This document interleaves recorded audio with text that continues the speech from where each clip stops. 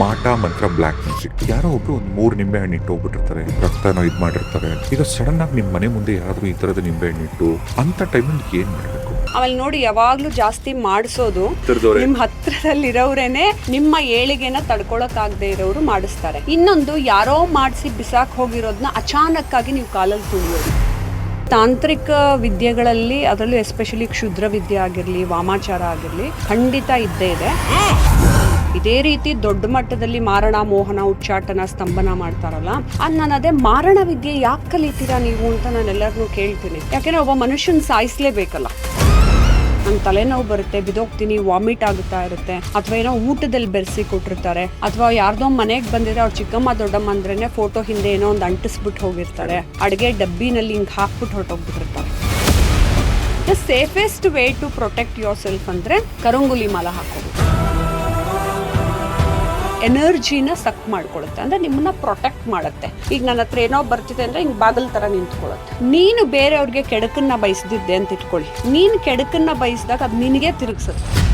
Actually ಹೆಣ್ಮಕ್ಳು ಹಾಕೊಳ್ಳೇಬೇಕು. ಮತ್ತೆ ಈಗ ಹೆಣ್ಮಕ್ಳಿಗೆ ಪೀರಿಯಡ್ಸ್ ಆಗುತ್ತೆ ಟೈಮಲ್ಲಿ, ಮಾಲೆಗೆ ಹೋಗಿರ್ತಾರೆ, ಅಲ್ಲೆಲ್ಲೋ ಜಪ ಮಾಡ್ತಿರ್ತಾರೆ, ಅಲ್ಲೇ ಪೀರಿಯಡ್ಸ್ ಆಗಿರುತ್ತೆ, ಹೇಳಕ್ಕಾಗಲ್ಲ. ಯಾವ ಕಾಯಿಲೆ ಅಂತಾನೆ ಡಯಾಗ್ನೋಸ್ ಮಾಡೋಕ್ಕಾಗಲ್ಲ, ಇದೇ ತಾಂತ್ರಿಕ ಶಕ್ತಿಯಿಂದ ಅವ್ರು ಮಾಡೋದು. ಆಮೇಲೆ ಮುಖ ಪೂರ್ತಿ ಕಪ್ಪಾಗ್ಬಿಡೋದು, ಎಲ್ಲ ಪ್ಲಾನ್ ಮಾಡಿ ಇದನ್ನೆಲ್ಲ ಮಾಡ್ತಿರ್ತಾರಲ್ಲ, ಅಂಥ ಟೈಮಲ್ಲೂ ನೀವು ಕರಂಗುಲಿ ಮಾಲೆ ಹಾಕೊಂಡಿರ್ಬೇಕು.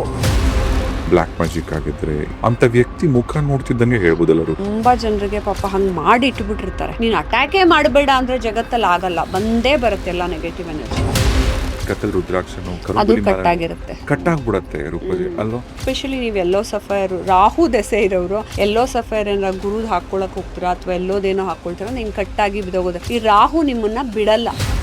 ಅಥವಾ ನೀ ಏನೋ ನಾಳೆ ಪೂಜೆ ಮಾಡಕ್ ಹೋಗ್ತಿರ್ತೆ, ಇವತ್ತೇ ಜ್ವರ ಬರ್ಸ್ಬಿಡೋದು ನಿನಗೆ. ಆವಾಗ ನೀವು ಬುದ್ಧಿವಂತರಾಗಿ ರುದ್ರಾಕ್ಷ ಹಾಕಕ್ಕೂ ತುಂಬಾ ಆಸೆ ಇದೆ, ಕರುಂಗಲಿ ಮಾಲೆ ಹಾಕ್ಬೇಕು ಅಂತಾನು ಆಸೆ ಇದೆ, ಆದ್ರೆ ನಾನ್ ನಾನ್ ವೆಜ್ ಬಿಡಲ್ಲ.